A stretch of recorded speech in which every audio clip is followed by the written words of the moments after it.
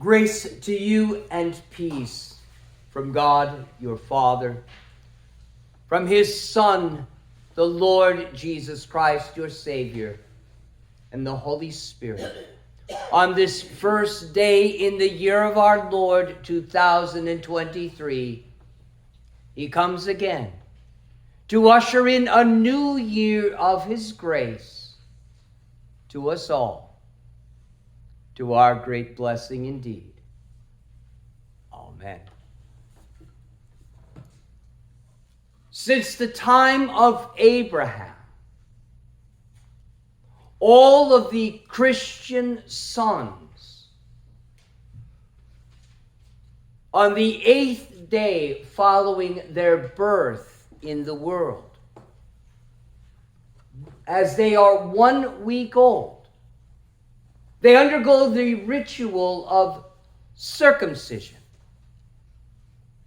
the cutting off of the foreskin from that anatomical member that makes a male distinct from a female.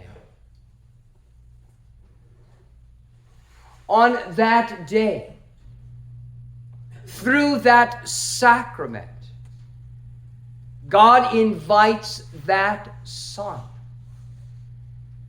to also be a son of God. But not through the ritual in itself, but through faith. That what this ritual signifies accomplishes what God declares it to do. It's the Old Testament counterpart to New Testament baptism. In the Old Testament, it was only for males.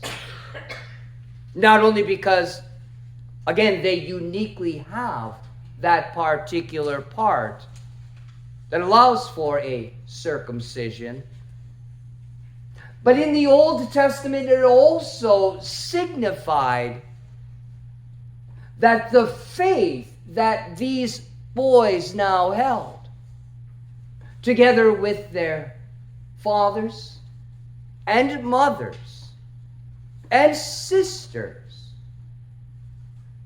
is faith in the God who would one day send his son as a male into the world to shed his blood, to redeem all who believe from sin and death and the devil forever. Because it's by faith that we are saved. Even in the ritual of holy baptism, it is not just the water and the word, but also faith, which trusts that word that God has attached to the water and the word of promise that says sin is washed away. There's no better way to begin a new year than to be in the Lord's house, but particularly to hear and to see the remembrances of our own holy baptism. It's a renewal. It's a rebirth. It's a fresh start. Many people the world over made resolutions last night, just before the clock struck midnight in their particular time zones. How to be more healthy, how to live more helpfully in this new year. And by the end of this day, many will have already broken those resolutions. Indeed, they're not bad to make at all. but rather the important thing is to make those resolutions in the power of God's Word. That Word which is eternal, which never returns void, but always accomplishes the purposes for which God sends that Word.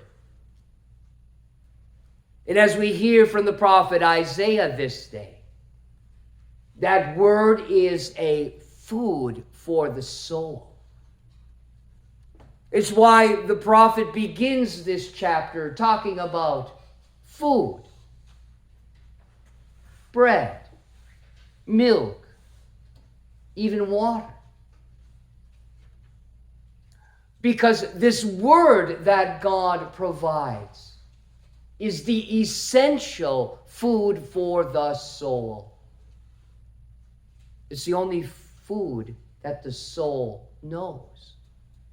It's the only food by which the Christian truly lives.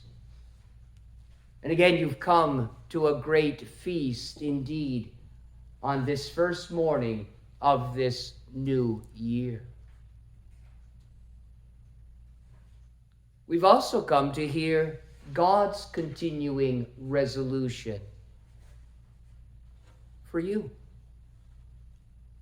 The pledge of his enduring love. Because he does. He promises to bless each and every day of each and every month, of each and every year of your life in this world. Oh, and then to top it all off, pledges his love to you forever. So that our life doesn't end here. For the Christian, it continues. Because that is the power of faith that lays hold of these promises, these resolutions of God that he will never break. That was the essence of the ritual of circumcision.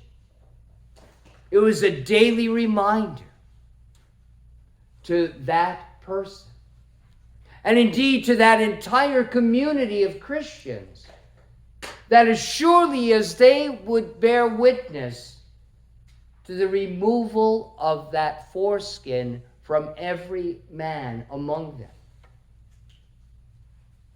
A daily reminder particularly to that man as he attends to his needs. It's a reminder of an everlasting covenant that God made with the children of Abraham.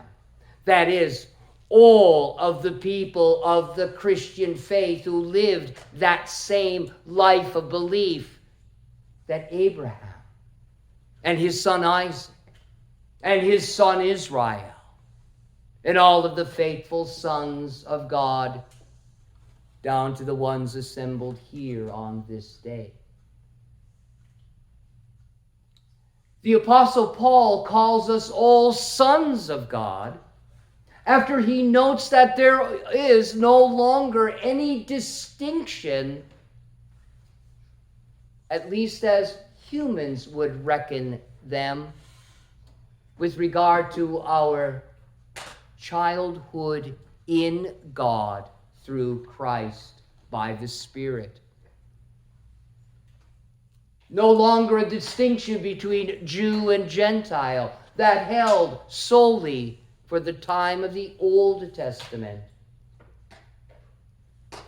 No longer the distinction between slave and free. He speaks to a congregation of people who are both free and those living in servitude to another human being. Not even in Christ Jesus the distinction between male and female. All are one. all are in Christ. And if you are in Christ, you are a son of God, even as he is the Son of God. And as surely as his relationship with the Father is eternal, so is yours. Sons of God. Our Lord has brought us to the threshold of this new year. The year of our Lord 2023, where even our own calendar testifies to the birth of our Savior for us 2023 years ago. 33 years after that, he surely gave his life on the cross to put all of our sins to death, including our own broken resolutions. He takes his life up again so that we also might know that our life will be taken up into God. For though we die, yet shall we live. And even in holy baptism, we have been brought through the crucifixion and the death and the resurrection of Jesus from the dead. Surely you live forever. And so while we mark our days and months and years with a calendar here in this world and this life, what yet awaits us is a life in which there shall be no calendar,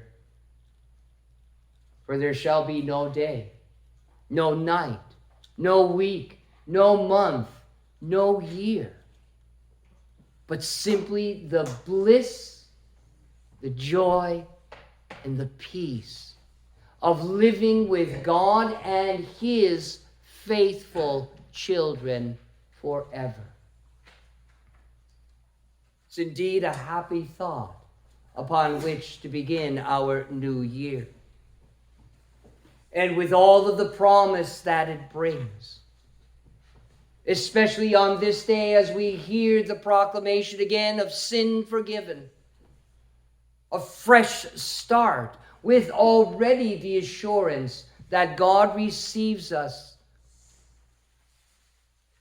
wearing the perfect, gleaming, righteous robe of our Savior Jesus, and regards us as his perfect children forever. So resolve to live for him and in him and through him throughout this new year of our Lord 2023 and in all of your years in this life unto eternity. Amen. The peace of God, which surpasses all understanding, guard your hearts and minds in Christ Jesus.